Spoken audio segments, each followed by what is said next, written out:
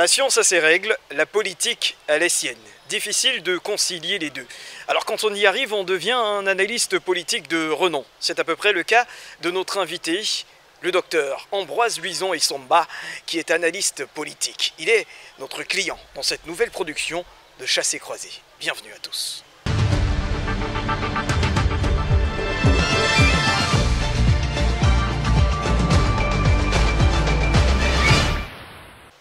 Vous en avez l'habitude, 26 minutes passées avec notre invité ce soir, le docteur Ambroise Luizon Essomba, vous l'aurez reconnu, est un client de choix. Parce qu'avec lui, on va revisiter l'univers politique camerounais. On va parler un petit peu de lui aussi, mais surtout de l'administration camerounaise. Rebecca Nkolo viendra dans cette deuxième partie d'émission pour vous évoquer ces petits détails peut-être que vous ne connaissez pas sur le personnage et des petites questions que vous aimeriez poser à notre invité ce soir. Bienvenue encore, docteur Luizon Essomba, bonsoir. Bonsoir Moïse, bonsoir à tous vos auditeurs, ou j'allais dire des téléspectateurs. Internautes aussi. Internautes, voilà. Merci, je crois que nous n'avons pas fait un chassé croisé, on s'est véritablement croisé et je suis fier d'être invité pour cette émission. C'est un honneur aussi pour nous. Docteur, dites-nous déjà, à quel parti politique vous appartenez? Les internautes aimeraient vraiment savoir parce que je pense que c'est la première question qu'ils se posent. Oui, cette question est sempiternelle, d'ailleurs elle revient de manière éternelle, de manière permanente et constante. Et je crois que je dois rester constant dans ce que j'ai souvent dit à tous ceux qui m'écoutent et à tous ceux qui adorent mes analyses. J'ai toujours dit que je ne suis dans aucune formation politique pour l'heure. Je crois que le moment viendra où je vais politiquement m'engager, puisque je dois vous avouer que pour le moment, j'ai déjà pratiquement plus de 1500 fan clubs, c'est-à-dire qui sont disséminés partout dans le monde, pas seulement au Cameroun. Et à partir de cette dose de données, il me choisit l'honneur justement de m'engager ultérieurement en politique parce que toutes ces personnes voudraient bien me voir titulaire d'un mandat ou d'un suffrage universel. Donc d'ici peu, certainement les uns et les autres sauront dans quel parti je vais m'engager. Et pourtant, il y a des noms qui fusent, des fuites. Le professeur Maurice Kamto qui figure en première note de bas de page de votre mémoire, de votre thèse. Oui, là nous restons sur la dimension strictement académique et scientifique. Et je pense que vous posez là une question qui m'a davantage rendu célèbre dans cette vidéo qui est devenue virale, où je faisais savoir que le professeur Maurice Kamto n'était pas n'importe qui et n'était non plus n'importe quoi. C'est parti d'un témoignage du faux professeur regretté Roger Gabriel Lep, qui un jour nous faisait savoir à l'amphi, pendant qu'il nous dispensait le cours de droit constitutionnel et régime politique, il nous faisait savoir qu'au Cameroun, il n'y a qu'un seul qui pourrait lui dire, professeur, sur ce point, essayez de retoucher ou de revoir votre position. Et cette personne était le professeur Maurice Kamto. Et il l'a répété durant des générations qui se sont suivies et finalement, ce n'est pas qu'un témoignage qui est fait par le docteur Luizon Essomba, mais je crois que tous ceux qui ont été étudiants depuis 1998 jusqu'en 2001, lors de son décès, connaissent savent que le professeur Lep, Roger Gabriel, revenait toujours sur cette anecdote et il faisait toujours cette digression pour rappeler qu'il n'y a qu'un seul professeur agrégé qui puisse l'amener à retoucher ses positions académiques ou scientifiques. En l'occurrence, le professeur Maurice Kamto. Maurice Kamto viendrait à vous appeler. Est-ce que vous suivriez la route du professeur Maurice Kamto? Je dois dire qu'il a fait déjà la première démarche, et je l'avais déjà évoqué dans une des émissions, pour indiquer qu'il avait, de sa sortie de prison, il avait convié des personnalités qui sont venues me rencontrer dans le modeste bureau où je vous ai accueilli ce jour, et je leur ai répondu que je n'étais pas prêt politiquement et qu'il me fallait encore un peu de temps pour m'engager. Donc, même s'il me fait un appel, je crois que nous allons rester sur un plan strictement académique et scientifique. Et je lui dirai la même chose, que je ne suis pas encore prêt à m'engager politiquement. Mais c'est quoi votre tendance? Est-ce que vous êtes favorable à la force politique qui est en présence en ce moment, ou alors à une certaine tendance de contrer cette force, appartenir à l'opposition? Non, pas du tout. Écoutez, le contexte s'y prête. Et quand vous êtes un analyste politique et que vous voudrez rester dans l'objectivité, c'est encore mieux de ne pas s'engager politiquement. Vous voyez aujourd'hui, les partis politiques jouent leur rôle. La Constitution leur confère la mission de concourir à l'expression du suffrage. Et vous savez, au-delà de cette mission à vocation constitutionnelle, ils ont une fonction qui est celle de la formation et de la possibilité d'amener les uns et les autres à la participation politique. Donc au-delà de cela, vous avez en face un gouvernement qui est depuis pratiquement 40 ans, qui réussit par tous les moyens possibles à phagocyter ces formations dites de l'opposition. Et ça fait de sorte que dans ce jeu de troupe, il est sage et l'idéal pour moi en fait c'est d'avoir une attitude de recul, d'observateur pour le moment. Et je crois que le moment viendra où je vais véritablement m'engager. Les uns et les autres seront, si ce sera au parti qui gouvernera à cette période. C'est un peu ambigu ce que vous dites, parce qu'il faut quand même regarder vos interventions sur les... Parce qu'on le dit, hein, vous êtes notre invité parce que vous êtes partout. On vous entend en radio, on vous entend, on vous écoute, on vous regarde en télé. Toutes vos interventions sont quand même pertinentes et vous n'êtes pas le seul à être analyste politique et pertinent. Certains ont décidé de prendre, d'attacher peut-être un habit, un veston, peut-être. Et vous, pourquoi vous décidez finalement de ne pas prendre de parti? Mais vous savez, nous sommes dans le cadre de la carrière universitaire. Et vous savez, lorsque vous voulez construire votre carrière universitaire, il faut éviter des démêlés et des confusions. Donc je dis pour le moment, ce qui m'incombe, ou du moins mes priorités, sont axées sur mon changement de grade. Vous savez, je suis appelé à être professeur, à monter le grade final. Et à cela, je dois d'abord m'investir à ce changement de grade avant de véritablement m'engager politiquement. Parce que vous avez raison, les gens aimeraient me voir prendre position. Ben voilà. Oui, et ils aimeraient me voir prendre position, mais je dis, toute chose a un temps, toute chose a un début et une fin. Mais ce que je dis, c'est qu'ils doivent prendre le mal en patience.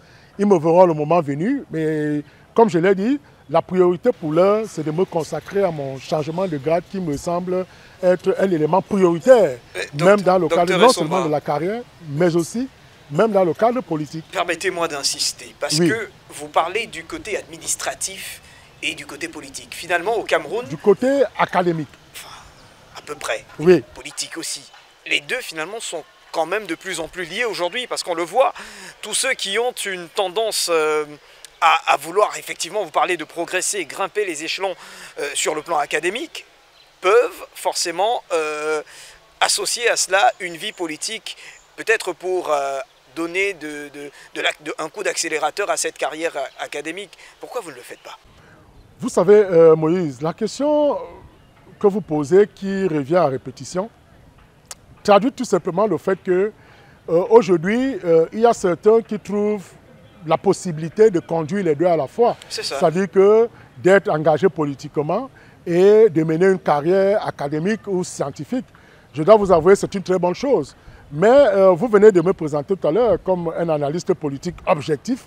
Et cette objectivité-là m'amène justement pour le moment à ne pas m'engager politiquement. Parce que je dois vous dire, dès que je vais m'engager politiquement, vous convenez avec moi que je suis certain que vous n'avez même plus faire une interview.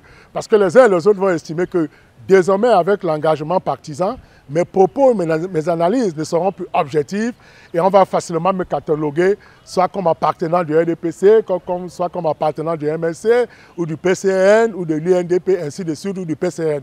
Donc, ce que je dis, pour être précis et clair, c'est simplement que à toute chose, il faut y mettre une méthode. Et moi, ma méthode pour l'heure consiste justement à ne pas m'engager politiquement, mais à donner d'abord un sens à ma carrière scientifique et académique. Question de me situer dans une position confortable qui me permettra justement d'échapper à un certain nombre des écueils. Je dois vous avouer que si aujourd'hui l'engagement politique que j'entreprendrai, par exemple, m'amène vers le parti au pouvoir, je dois vous avouer que l'objectivité des analyses prendra certainement un coup. Et les gens vont tout de suite me tirer dessus. Je dois vous avouer que il y a quelqu'un qui m'écrivait encore sur Facebook, ça fait, je crois, 2 semaines, qui m'indiquait que le jour où je boirai l'huile de la sardine, ils seront tous et ils m'auront à leur tous. Donc c'est pour dire que pour l'heure, je préfère rester objectif, parce que j'ai toujours pensé que autant mieux est rester objectif pour déplaire que d'être injuste pour plaire. Parlons donc d'objectivité, de sciences politiques, mesdames et messieurs. Le Cameroun aujourd'hui a cette belle particularité, c'est de de cette pluralité au niveau de l'opposition. On a des Kamto, on a des Libi, on a des Matomba, on a des Kawala. C'est une opposition qui est en éveil, je dirais même en reveil. Quelle est votre analyse par rapport à ces forces qui sont tout autour du champ politique et qui agissent aujourd'hui dans cet univers politique camerounais? Est-ce qu'il y a de l'espoir ou alors les choses sont déjà toutes faites? Je dois vous avouer qu'il faut d'abord apprécier le landerneau politique camerounais qui est marqué par un pluralisme. Vous savez, on venait encore 330 partis politiques. De près de 300 partis politiques. Ce que j'ai souvent dit, c'est que c'est l'expression d'une vitalité démocratique, mais ce n'est pas forcément l'expression d'une efficacité démocratique. Parce que vous savez, nous avons dans les grands pays de référence, les États-Unis qui ont 2 partis politiques, c'est-à-dire qu'en fait le two-party system, c'est vrai, il y a plusieurs partis politiques, mais au moment des élections générales, pour attribuer un suffrage ou un mandat à une personnalité, vous voyez qu'on se retourne autour de 2 grandes formations phares. C'est ça. Alors, au Cameroun, avec près de 300 formations politiques, pour moi, ce n'est pas l'expression d'une efficacité sur le plan démocratique. Vous savez, si on peut bien compter, si on peut faire des décomptes qui nous semblent des décomptes pertinents, vous allez vous rendre compte qu'à l'Assemblée nationale, nous avons pratiquement 5 à 6 partis politiques qui sont représentés. Donc, on pouvait, dans cette mesure-là, densifier le militantisme dans ces différentes formations politiques. Alors, à près de 300 formations politiques, comme je le disais tout à l'heure, on se rend compte que ce sont des bétails politiques faibles qui vont être facilement mangés par le parti au pouvoir. Et vous savez qu'au moment venu, il est très facile pour le parti au pouvoir, lorsqu'il y a des partis politiques aussi nombreux, le parti au pouvoir donne les possibilités de les phagocyter très facilement et de les amener à adhérer à la position, au soutien du parti le plus dominant qui est le RDPC. Donc pour l'heure, j'estime que le nombre de partis politiques remontant au nombre de 300, près de 300 formations politiques ne me semble pas être un jeu efficace pour pouvoir assurer une certaine alternance au Cameroun. Mais comment donc faire pour améliorer l'offre politique faite aux Camerounais, entre guillemets? Parce que tout à l'heure, vous évoquiez le cas des États-Unis, il y a la France, il y a la Grande-Bretagne. C'est entre guillemets des idéologies. Aujourd'hui, au Cameroun, des idéologies manquent que très peu. On a le PURS, par exemple, on a peut-être le RDPC. Mais vous pensez qu'il y a un travail à faire pour améliorer cette offre politique-là? Si oui, lequel? Bien entendu, vous savez, les formations de l'opposition, je commence par là, ces formations devraient davantage axer leur perspective ou leur vision politique autour des idéologies fortes et une masse critique à proposer à l'endroit du peuple. Vous voyez, aujourd'hui, on se rend compte qu'il y a une prédominance du fait ethnique sur le fait idéologique. Et ça fait de sorte que les partis politiques commencent à se fragiliser de ce fait-là, c'est-à-dire de ce fait de ce que vous adhérez parce qu'une idéologie vous a convaincu au départ, mais pendant que vous y êtes, vous vous rendez compte qu'en fait, vous êtes comme un étranger parce que le fait dominant, ce n'est pas le fait idéologique, mais c'est le fait ethnique.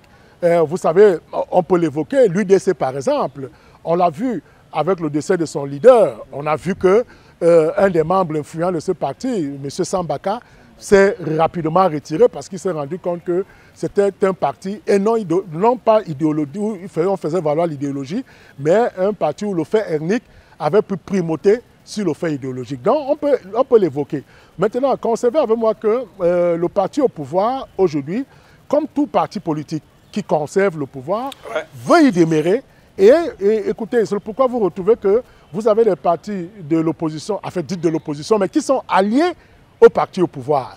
Et à partir de là, la lecture est tout à fait biaisée, tout simplement parce que les idéologies aujourd'hui qui sont visées ne sont plus celles justement de la préservation et la conservation du pouvoir, mais les idéologies qui sont mobilisées sont celles visant à plutôt conserver la fonction, ou du moins conserver autant d'années que possible le pouvoir. Et c'est la raison pour laquelle je dis toujours que tant que nos formations politiques ne vont pas mutualiser les forces à l'effet d'aller comme anti-groupés vers le parti au pouvoir, je vous assure que nous resterons toujours dans des logiques où on ne va jamais vivre une alternance politique. Nous y resterons dans un sens de transition politique au Cameroun. Parmi ces partis politiques dits de l'opposition, il y a le SDF qui, actualité oblige, célébrait il y a quelques heures son 31e anniversaire.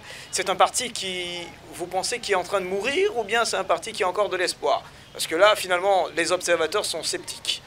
Non, je ferai une analyse, j'allais dire, nuancée, pour évoquer que si aujourd'hui le Cameroun est passé d'une situation monopartisane à une situation multipartisane, c'est grâce au SDF.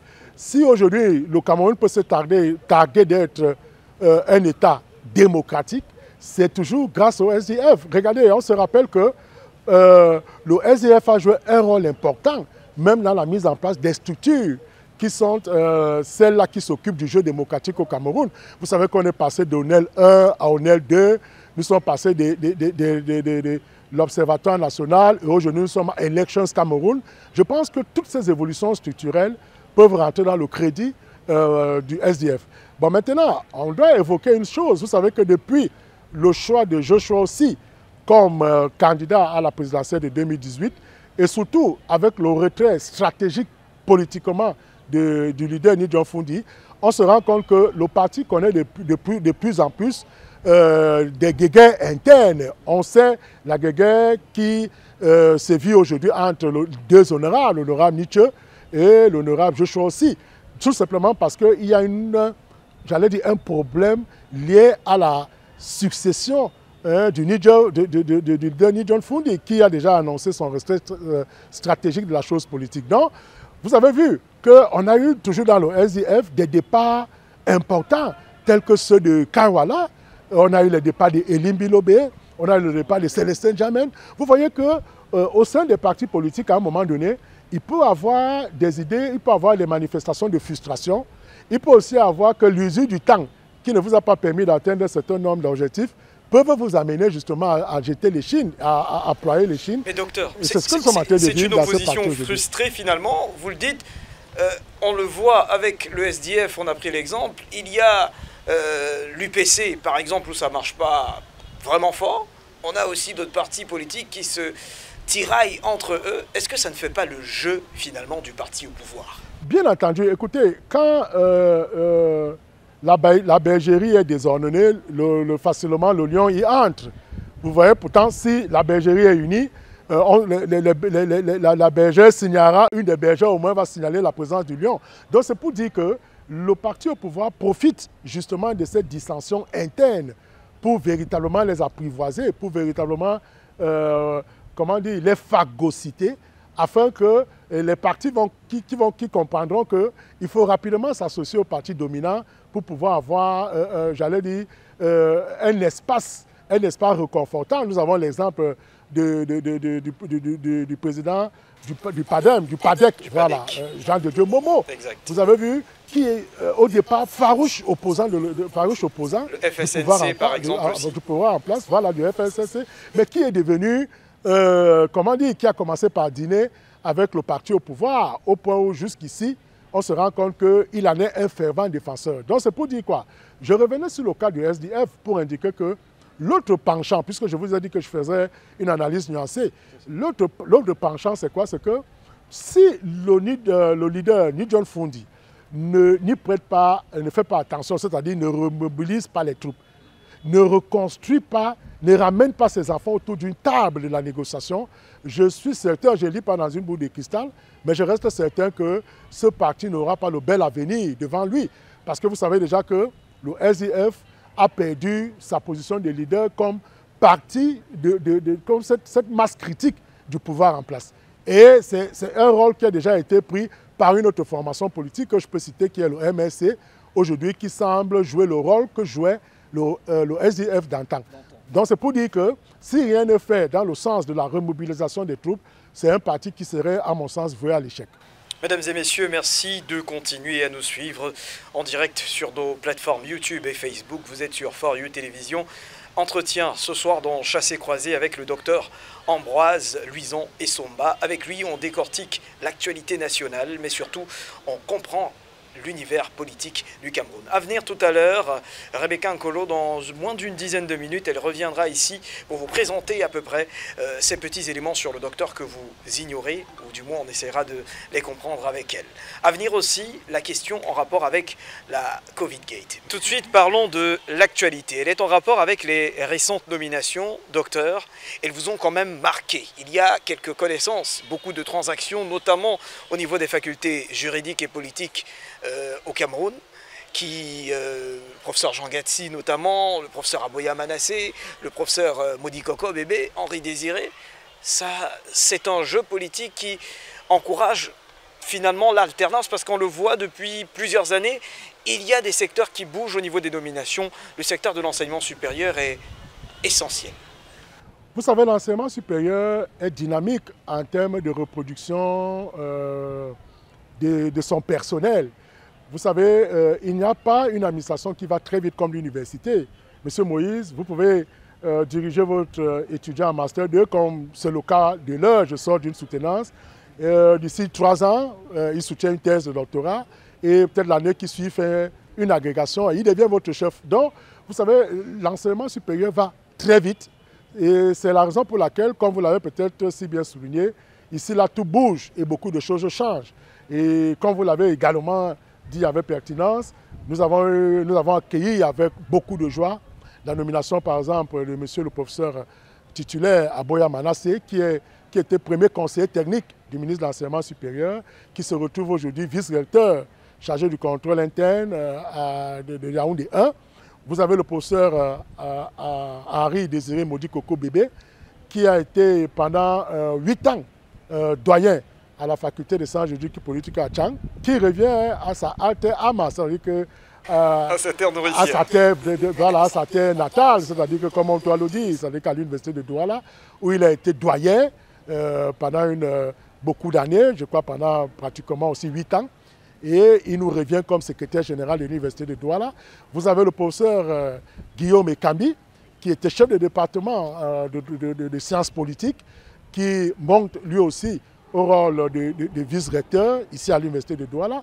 Et vous avez enfin le dernier cas. Vous avez aussi des cas qui ont été maintenus. Par exemple, le professeur André Akamakam a davantage bénéficié de, comment dire, de la confiance renouvelée de la hiérarchie, parce qu'on l'a quand même conservé au poste de doyen de la faculté de l'université de Douala, de la faculté des sciences juridiques et politiques. Donc, pour tout cela, on peut relever que l'université change et les choses bougent. Cette dynamique est à mettre au crédit de qui finalement? C'est le chef de l'État, c'est le ministère des enseignements supérieurs, de l'enseignement supérieur, c'est le ministère de l'enseignement supérieur. Oui, écoutez, dans le sens de la nomination, on ne va pas occulter le fait que le ministre de l'enseignement supérieur, chancelier des ordres académiques, joue un rôle important parce que le président, je dois vous l'avouer, ne va pas vous dire qu'il connaît tout le personnel universitaire. Donc il ne peut agir que sous la bannière de propositions faites par le ministre de l'enseignement supérieur. Et je crois que dans cette nomination-là, le ministre de l'enseignement supérieur n'est pas étranger. C'est donc pour dire que même si l'acte final est pris par le président de la République, reconnaissons qu'à la base, c'est le ministre de l'enseignement supérieur quand même qui, à mon sens, fait des propositions à la haute hiérarchie, qui est le président de la République. Vous venez de citer à l'instant d'éminentes matières grises. Le Cameroun a cela de particulier, c'est qu'il regorge de personnalités qui, elles, sont des vraies matières grises, si je peux me permettre de me répéter. Ces personnalités-là ont parfois la critique d'être moins bons administrateurs qu'intellectuels. Quel regard peut-on porter sur justement cette gestion des choses par rapport à la fois à la science, mais aussi de l'autre côté à l'administration? Très bien Moïse, la question que vous posez est pertinente dans son contenu pour indiquer qu'on avait voulu faire une césure réelle entre les fonctions académiques et scientifiques d'une part et les fonctions administratives. Mais on s'est rendu compte que cette césure allait fragiliser l'institution rectorale ou décanale. Parce que vous savez, si un doyen peut avoir l'onction académique et qui n'a pas l'onction administrative, c'est-à-dire qu'il ne peut pas avoir à encadrer l'activité du personnel qui est sous sa garde, qui est sous son autorité, ça va créer un problème. C'est pourquoi on a allié à la fois entre les mains des autorités décanales ou rectorales, à la fois les compétences académiques, mais surtout les compétences administratives qui rejoignent aujourd'hui ce que j'appellerais des compétences politiques. Parce que vous savez, quand on envoie, par exemple, ici à l'université de Douala, le professeur Magloire Ondoa, écoutez, il nous le rappelle chaque fois. Il vient pour une mission politique et il vient accomplir comment dire, la politique définie par le président de la République pour les universités. Et vous voyez donc qu'il agit donc politiquement parce qu'il doit implémenter la politique que le président de la République a définie pour les universités et non sa politique à lui. C'est donc pour dire que l'université, ici, on allie donc harmonieusement les deux fonctions, c'est-à-dire que la fonction administrative et la fonction académique. C'est la raison pour laquelle, généralement, sont proposés au sommet de ces administrations les professeurs titulaires, c'est-à-dire qui ont atteint le dernier grade dans la hiérarchie administrative ou académique. Parlons à présent de cet instant consacré à cette pandémie qui secoue le monde et le Cameroun en particulier. Le Cameroun a bénéficié il y a quelques mois d'une aide d'organismes internationaux, des organismes qui ont donné une aide au Cameroun qui s'élève à des milliards, on aurait même dit des centaines de milliards. Cette aide a été redistribuée Cette aide a été redistribuée pour servir et valoir peut-être ce que de droit. Mais depuis quelque temps, on observe, et les réseaux sociaux en ont fait l'apanage, que cette redistribution n'est pas forcément d'un côté équitable, mais aussi prédestinée ou redistribuée à...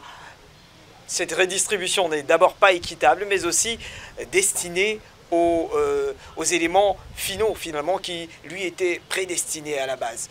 Quel est votre regard par rapport à cette question de Covid-Gate? Parce que c'est en ce moment le point essentiel de la politique camerounaise, parce qu'on en parle partout aujourd'hui. Il y a des auditions au tribunal criminel spécial en ce moment. Vous, qu'est-ce que vous en pensez? Quelle est la politique que le Cameroun devrait adopter et pourquoi est-ce qu'on en arrive là aujourd'hui?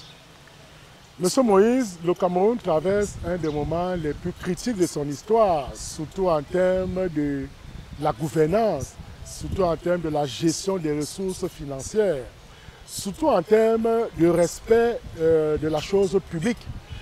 Vous savez, à un moment donné, parfois lorsqu'un voleur entre chez vous, il peut craindre de porter la télé, mais il peut porter la chaise, parce qu'il peut imaginer d'où vient la télé. Vous savez, quand vous avez un financement qui vient du Fonds monétaire international, il faut prendre du recul. Même si c'est des fonds internes, il faut toujours prendre du recul. Parce que vous savez, c'est Montesquieu qui disait que lorsque vous voulez approcher votre main sur l'argent de l'État, il faut savoir que c'est l'argent de l'État.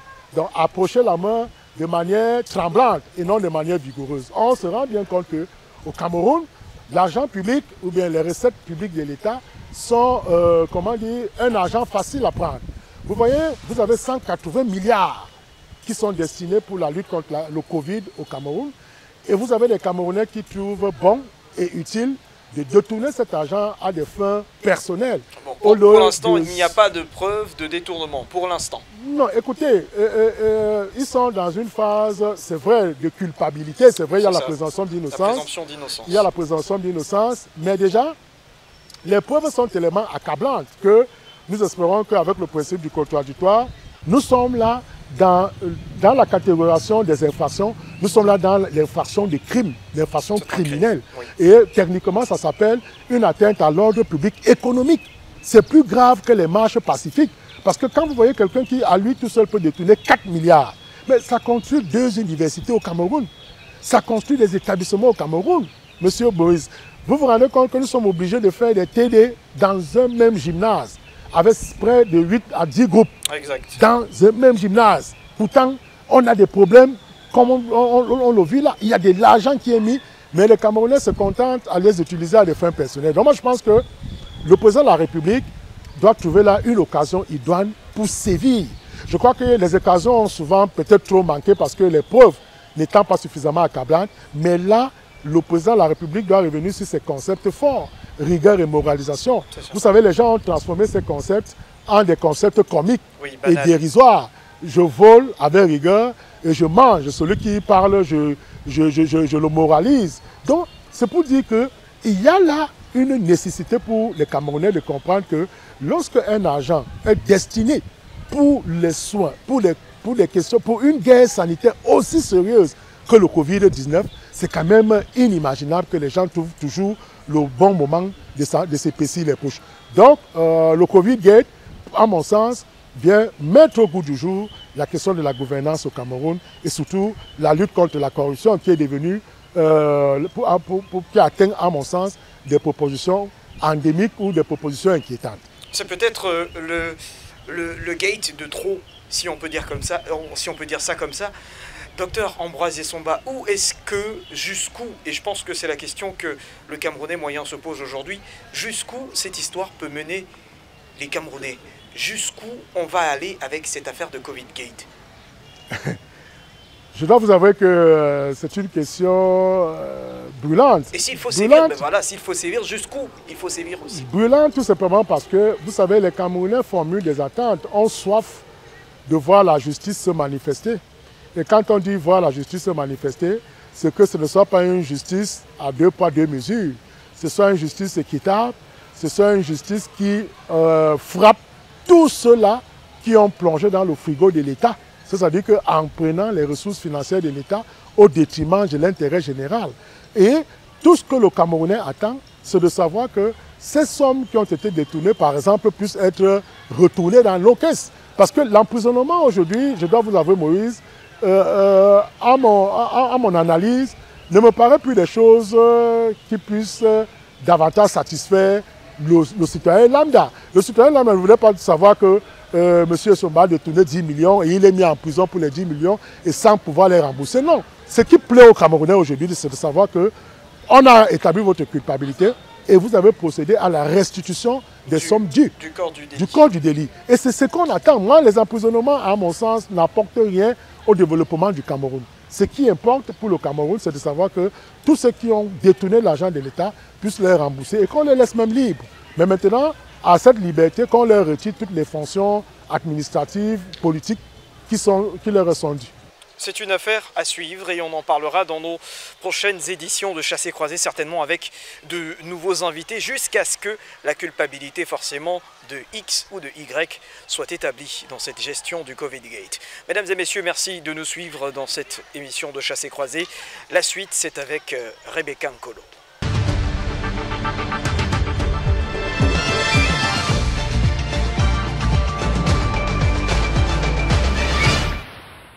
Bonsoir, docteur Essomba. Bonsoir, madame Rebecca. Vous êtes un grand analyste politique. Merci. Vous êtes davantage connu pour votre franc-parler. Et certains disent de vous que vous êtes une grande gueule. Des atteintes, notamment sur le plan professionnel, un retard de confirmation? Non, je dois vous avouer que l'objectivité peut blesser. Vous savez, lorsque vous êtes objectif dans vos analyses, ça ne peut créer que des sensibilités.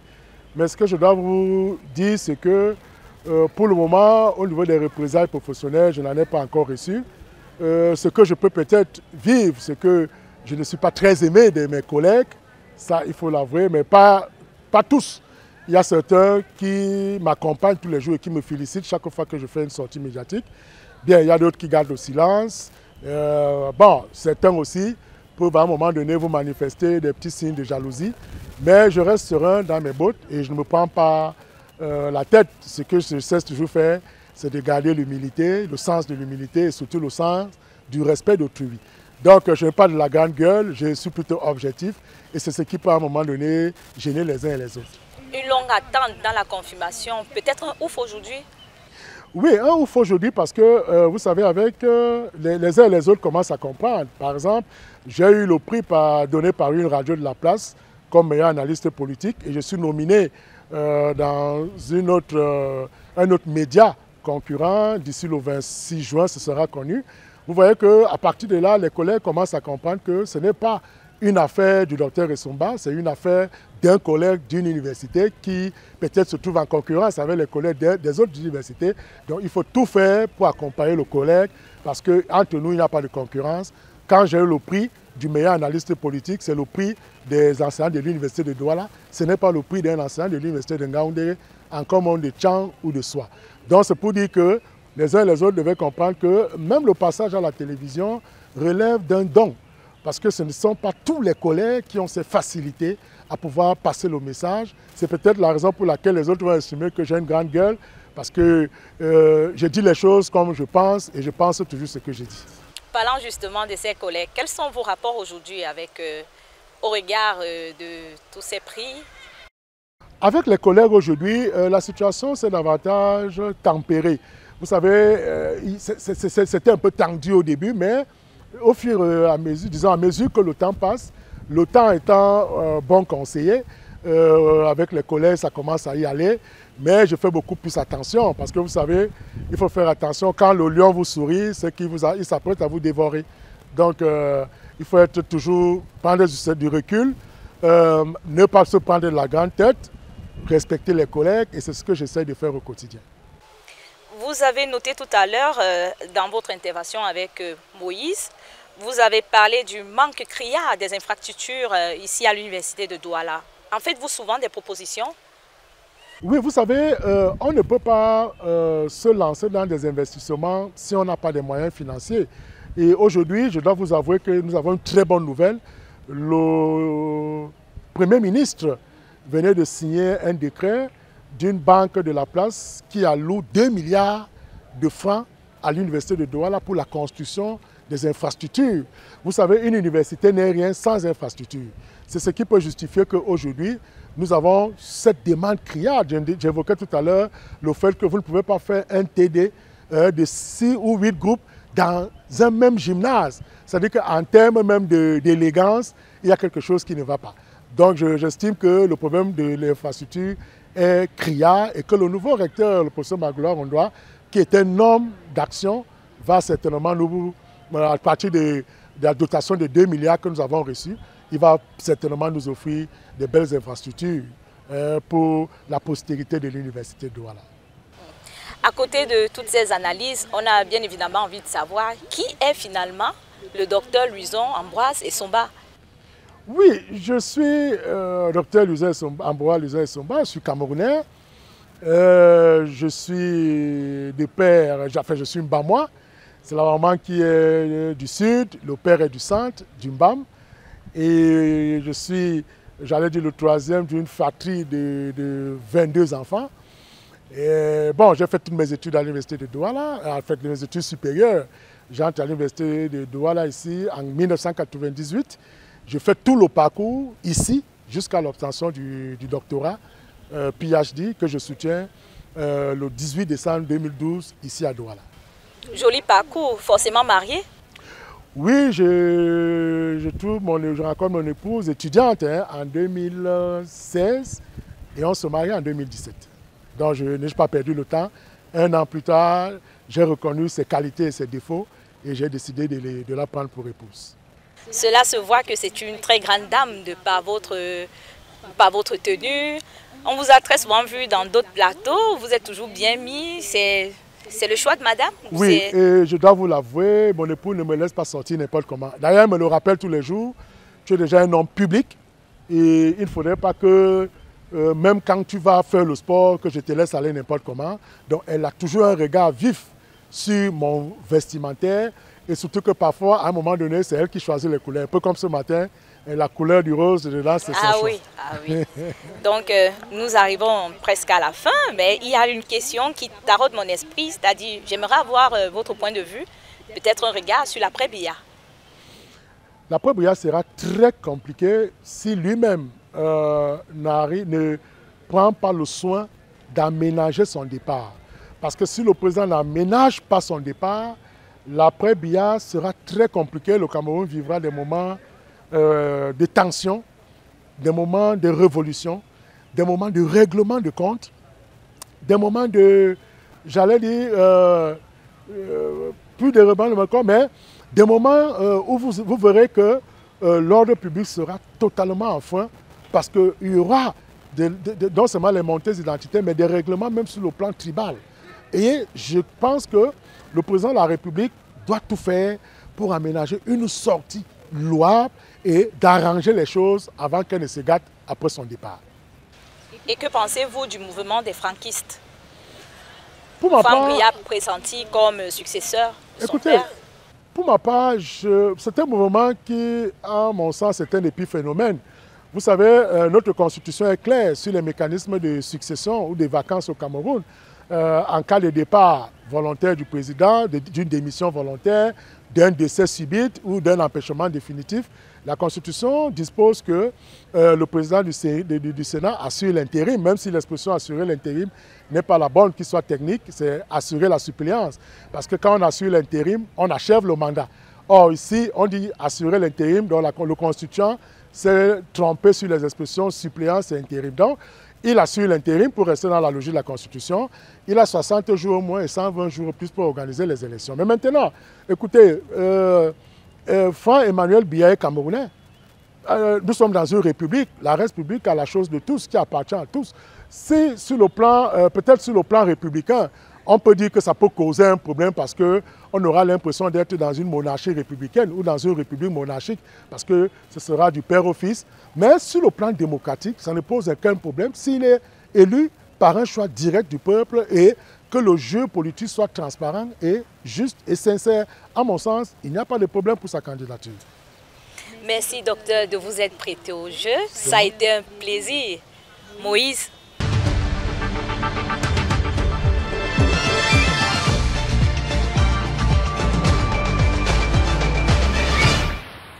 Un plaisir partagé, Rebecca. Professeur, docteur, c'est un peu pareil. Bientôt professeur, c'est ça, n'est-ce pas? Bien entendu.